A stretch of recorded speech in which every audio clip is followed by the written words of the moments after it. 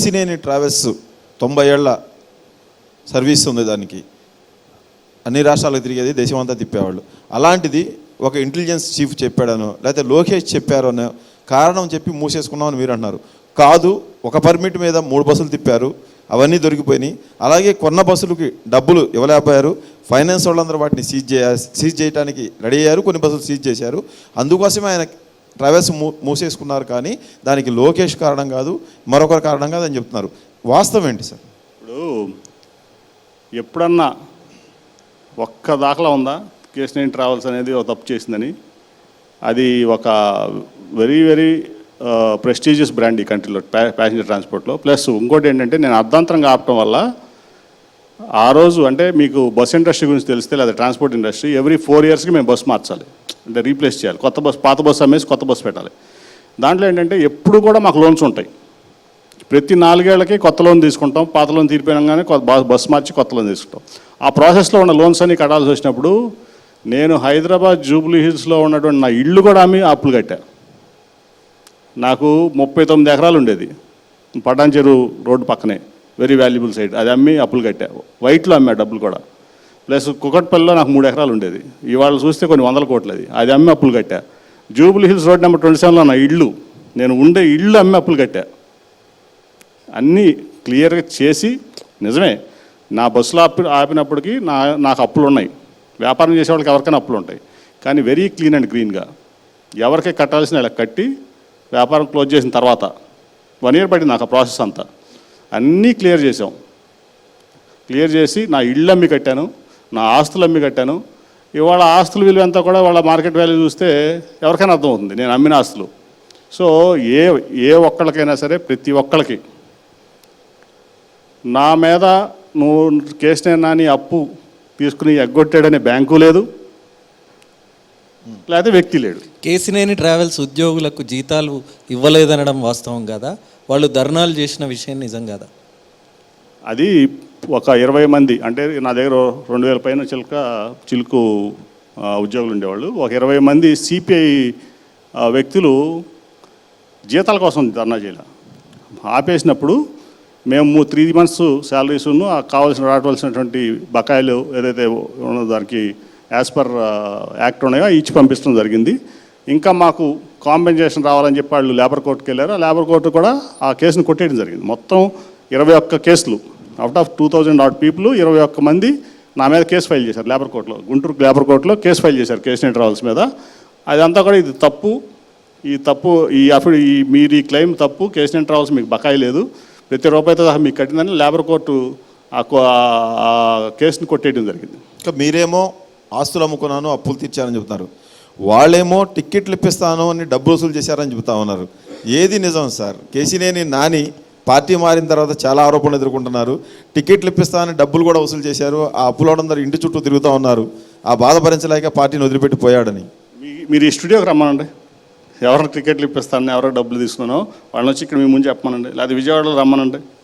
ఇప్పుడు ఆరోపిస్తానికి నేను చెప్పొచ్చు, మోడీ గారికి నేను 1000 కోట్లు ఇచ్చానని.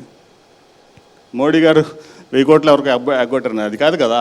ఇప్పుడు నేను టికెట్లు ఇవ్వడానికి నేనేమి తెలుగుదేశం పార్టీ అధ్యక్షుడిని కాదు. అట్లాగే తెలుగుదేశం పార్టీలో నాకేమి యాజ్ ఎ విజయవాడ ఎంపీగా ఉన్నాను తప్ప నాకేమి రోల్ లేదు పార్టీలో. అట్ ది సేమ్ టైం నేను ఈ 10 ఏళ్లలో ఏదన్నా ఒక చిన్న పదవి అడిగినా కూడా పార్టీ వర్కర్కి ఇచ్చిన దాఖలాలు లేవు అసలు, చంద్రబాబు కానీ లోకేష్ కానీ. మరి ఎందుకో కానీ నేను రికమెండ్ చేసిన ఒక్కడికి పదవి ఇవ్వాల. అంటే అప్పుడు టీడీపీలో నాయకులు ఉన్నప్పుడు నాయకుల పేరు వరుసగా చెప్పేప్పుడు ఆ 10లో మీ పేరు కూడా వచ్చేది. మీకు అంత పలుకుబడి లేదని మాకు ఇప్పుడు తెలుస్తూ ఉంది. అదే నాకు కాదు, ఒక సందర్భంలో కొండపల్లి మున్సిపల్ ఎలక్షన్స్లో చంద్రబాబు గారు పిలిచి వీళ్ళంతా బాగా వర్క్ చేశారు, వీళ్ళకి పలానా పదవి ఇద్దాం చెప్పన్నారు. అదే తర్వాత రికమెండ్ చేస్తే నేను బయటికి వెళ్ళే వరకు ఆ పదవి వాళ్ళకి. మొన్న నేను బయటికి వెళ్ళిన తర్వాత వాళ్ళని పిలిచి అదే పదవి ఇచ్చాడు. సో నేను చెప్పిన వాళ్ళకి ఎవరికి ఒక్కళ్ళకి కూడా పదవి ఇవ్వాలి చంద్రబాబు నాయుడు గారు. 11 ఏళ్ళు నేను ఒక్కళ్ళకి పదవి ఇవ్వాలి. అసలు నేను టికెట్లు అమ్మడం ఏంటి? నాకేం అధికారం ఉంది టికెట్లు అమ్మడానికి, టికెట్లు ఇవ్వడానికి? నాకేం అధికారం లేదు కదా. చంద్రబాబు గారి సంగతి మీకు తెలియదా? టికెట్లు అమ్మే అధికారం నాకు ఎక్కడ ఉంది?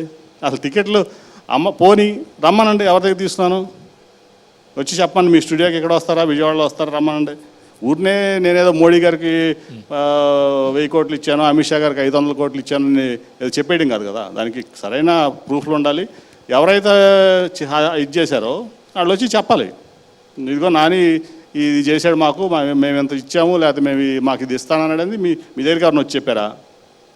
ఎవరో వేగ్ అనేటింగ్ కాదు కదా, ఎవరో మైక్ పెట్టంగానే ఎవరో అది ఇది అంటాం కాదు కదా. దానికి వాళ్ళు ఎవరైతే పలానా వ్యక్తి పేరు చెప్పారా, పలానా వ్యక్తి దగ్గర తీసుకున్నానని చెప్పారా, పలానా వ్యక్తితో ఇది చేశానని చెప్పారా, అది చెప్పమండి. అందుకని వేగ్గా వచ్చేసేసి నేను అది చేశాను ఇది చేశాను అంటే అది తప్పుడు ఆరోపణలు అవన్నీ. కేశినేని నాని గారు, విజయవాడ ఎంపీగా మాత్రం ఉన్నాను, పార్టీలో నాకు పెద్దగా రోల్ లేదు, నేను చెప్పిన వాళ్ళకు కూడా పదవులు ఇవ్వలేదన్నారు.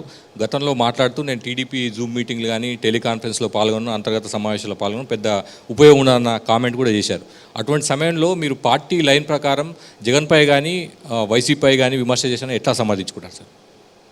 నాకు అర్థం కాలే మీ క్వశ్చన్. మీరు పార్టీ సమావేశాలకి నేను వెళ్ళను, జూమ్ మీటింగ్లకు వెళ్ళను, వాళ్ళు పెట్టే మీటింగ్లకు వెళ్ళను, నాకు ఉపయోగం ఉండదని తెలిసింది. అంటే పార్టీ లైను మీటింగులకు రావాలని ఆ లైను మీరు ఫాలో కావరు. అలాంటి లైన్ ఫాలో కాని కేశినేని నాని ఇప్పుడు వచ్చి పార్టీ లైన్లోనే నేను జగన్ తిట్టాను అని చెప్తున్నారు. దాన్ని ఎలా సమర్థించుకుంటారు?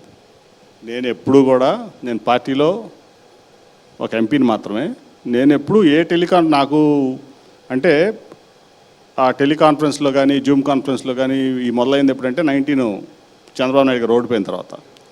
సో దాంట్లో ఊరినే ఏదో ప్రాసెస్ కోసమో ఫార్మాలిటీ కోసం ఆయన టెలికాన్ఫరెన్స్లు జూమ్ కాన్ఫరెన్స్లు పెట్టాడు కానీ ఏదో దాన్ని సాధిద్దామని కాదు.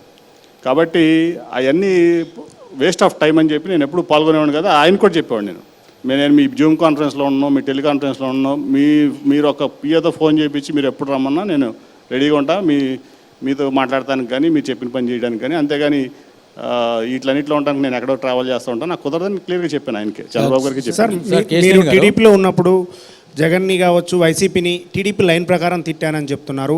ఇప్పుడు వైసీపీలో తిట్టలా విమర్శించాను. ఇప్పుడు విమర్శిస్తాను చాలా తేడా. తిడతాం అంటే బూతులు తిడతాం. ఎస్ మీరు ఇప్పుడు మీరు విలేకరులు మీరు అట్లా చంద్రబాబు విమర్శిస్తున్నారు. మీ సొంతంగా మీకు 10 ఏళ్ల పాటు జరిగినటువంటి అది అప్పుడు చెప్పలేక ఇప్పుడు విమర్శిస్తున్నారా, లేకుంటే వైసీపీ లైన్లో విమర్శిస్తున్నారా? మీ వ్యక్తిగతంగా విమర్శిస్తున్నారా, వైసీపీ లైన్లో విమర్శిస్తున్నారా ఇప్పుడు కూడా? నాకు జగన్ గారు ఎప్పుడు పలానా వాళ్ళని విమర్శించమని ఏం చెప్పలేదు. నాకు జరిగినటువంటి అనుభవాలను బట్టో నాకు జరిగిన అవమానాలను బట్టో నేను మాట్లాడుతున్నాను. అంటే అక్కడ ఉన్నప్పుడు ఆ లైన్ చెప్పారు కానీ ఇక్కడైతే వైసీపీ లైన్ అయితే మీకు చెప్పలేదు, మీరే సొంతంగా విమర్శిస్తున్నారని చెప్తున్నారు. ఇప్పుడు మీకు పార్టీస్ ఎట్లా వర్క్ చేస్తే మీకు తెలుసు. అది ఆ రోజు ఉన్నటువంటి పరిస్థితుల్లో పార్టీ పాలసీ డెసిషన్. ఆ రోజు ఎంపీగా నాకు ఫోన్ చేసి పార్టీ ఈ లైన్ మీద మాట్లాడమన్నారు, మాట్లాడా. నాకు ఇవాళ అయితే నాకు జగన్ గారు ఎటువంటి ఇది తిట్టు అది చెప్పు అని నేను చెప్పలేదు. దీన్ని బట్టి నా విచక్షణ బట్టి నేను మాట్లాడుతున్నాను. రైట్.